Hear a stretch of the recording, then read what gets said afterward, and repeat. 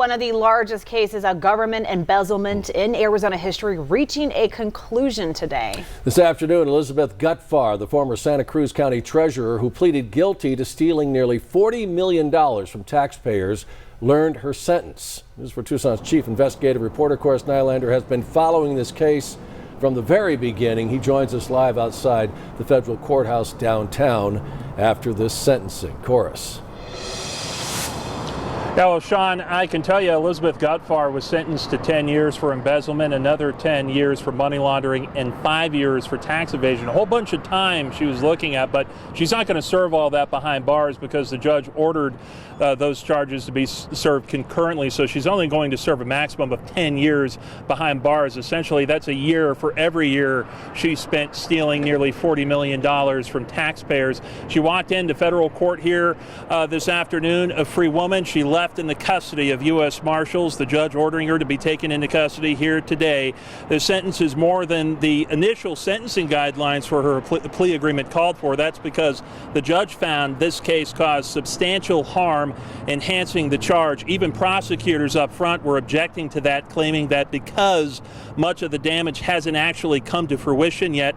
Of course, finances in the county, a lot of those damages haven't been felt just yet. They were not seeking that enhancement, but the judge clearly felt differently. The judge said this was a crime like she's never really seen before, with just how impactful this was to the total budget of Santa Cruz County. For a decade, over 180 fraudulent wire transfers, over $38 million, mostly stolen from school districts and fire districts.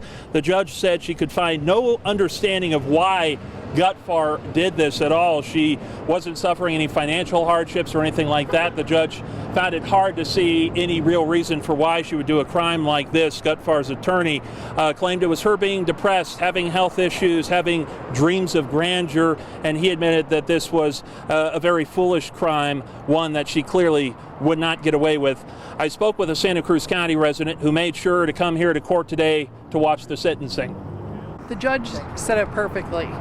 Her grandchildren, which she had cried about, they had a beautiful play area. But the children in Santa Cruz County are outside playing in the sun. Look at the schools. I mean, what she's done, not only the taxpayers, she's done it to the taxpayers' children. And this is going to go on, like I said, for decades.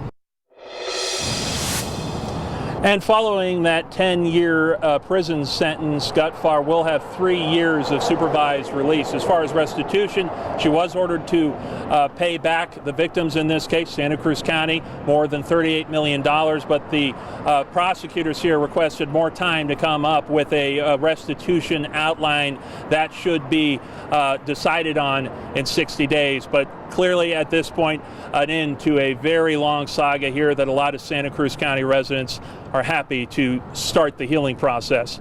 We're live tonight from downtown Tucson. Corus Nylander, News 4 Tucson.